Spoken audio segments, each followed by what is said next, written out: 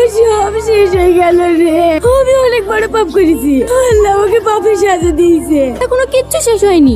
তুই তো এখনো ডিভোর্স পেপার পাঠাসনি। টনিকে সব খুলে বল, আমার বিশ্বাস ও তোকে ফিরে নেবে। না রে বোন, ওর সাথে আমি যা করেছি ওর আমাকে জীবনে মেনে নেবে না। বাড়িতে কেউ আছেন? এই সময় আবার কে ডাকছে?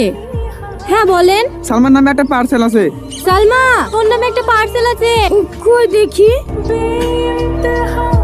তুমি আমার সাথে ডিভোর্স চেয়েছিলে না, তোমাকে তাই দিলাম।